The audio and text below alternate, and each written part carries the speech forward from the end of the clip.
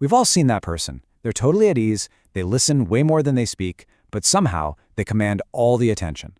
We usually just chalk it up to wealth, oh, they're rich. But what if it's not the money itself? What if it's the result of a deliberate, focused upbringing? And that is the core idea we're diving into today. The source material we're looking at suggests that behind these legacies that last for generations, there's a mother who wasn't just raising a child, she was training a future guardian of that legacy. And she does this through 5 core habits. These habits fall into a few key areas, so let's start with the very first one: training the mind. Okay, first up, we're jumping into the first 2 of our 5 habits, and they are both focused on forging the mind. These principles are all about building the internal resources a leader absolutely needs to navigate a complex world without constantly needing a screen or some other distraction. This slide, wow, it really gets to the heart of the first habit. The modern impulse, the second a kid says I'm bored, is to shove a tablet in their hands, right? Fill the silence. But the old money approach, it does the exact opposite. They see boredom not as a problem you have to solve, but as a critical, and I mean critical, opportunity for growth. They actually call it strategic boredom. The whole point is to force the development of an inner life. Think about it. When a child has absolutely nothing to do, they have to turn inward. They have to rely on their own imagination, their own thoughts. They learn to be comfortable just sitting in silence, which, let's be honest, is where the best ideas and strategies are often born. And the payoff here is huge. This practice builds incredible patience. It teaches the value of the long game, which is essential if you're managing generational wealth or massive long-term projects. It creates leaders who aren't hooked on external validation because they have this rich internal world they can always draw from. Okay, the second mental habit. This one happens right at the dinner table. For so many of us, dinner is a rushed thing. Maybe you're in front of a screen, whatever. But in these households, it is completely transformed. It's not just a place to eat, it is a full-on training ground.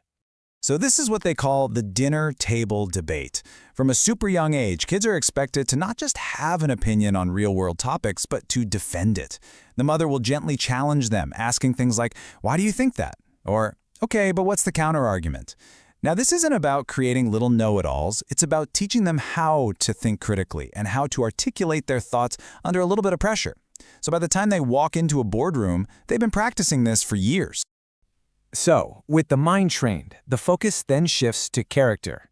Our third and fourth habits are all about instilling a deep sense of purpose and the kind of grit you need to protect a legacy. This one is fascinating, truly. So many successful parents, their goal is to give their kids everything they never had. And it comes from a place of love, of course. But the old money matriarch, she sees the danger in that. So she practices what the source calls selective scarcity. It is so important to understand this isn't about being stingy. The family could have immense wealth, but the child's life is intentionally disciplined. They might have to save up for months to buy a single toy they want. What this does is it kills entitlement before it can even start to grow. And more importantly, it cultivates drive.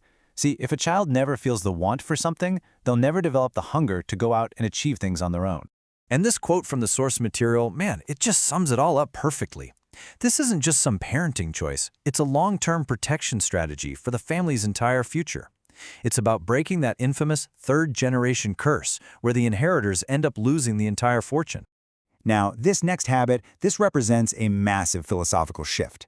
Modern parenting often hammers home this idea of radical individualism. Your life is your own, do what makes you happy.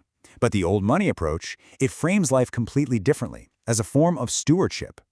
The child is taught from day one that they are a single link in a very long chain. They learn the stories of their ancestors, the triumphs, the failures, the sacrifices. Their name isn't just a label, it's a responsibility. This creates this profound sense of duty, and it teaches them to think in terms of decades, not days, because they know their actions are going to echo for generations to come. Okay, so we've built the mind, we've forged the character. The fifth and final habit is all about how this person operates in the world. It's about social mastery, but probably not in the way that you're thinking. I mean, this comparison says it all, doesn't it?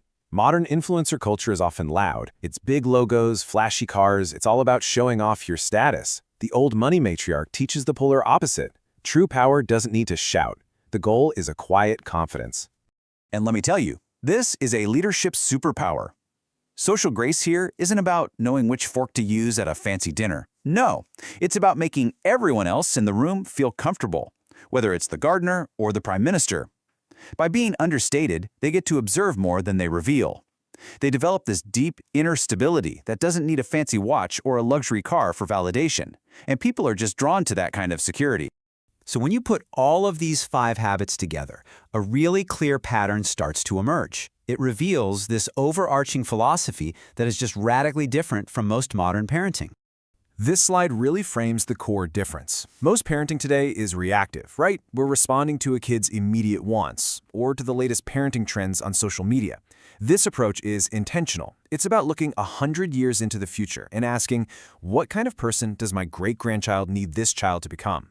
And what it all boils down to is this one powerful idea. Every single one of these habits, strategic boredom, dinner debates, selective scarcity, every single one prioritizes the long-term continuity of the family legacy over the short-term comfort of the child. It's a complete shift from a mindset of consumption to one of contribution. And that leaves us with a really powerful question to think about. You don't need to have a massive fortune to apply these principles. It's about the legacy you want to build, whether that's a legacy of character, of discipline, or of vision. It forces us all to ask ourselves, what are we building for? And what kind of ancestor are we choosing to be?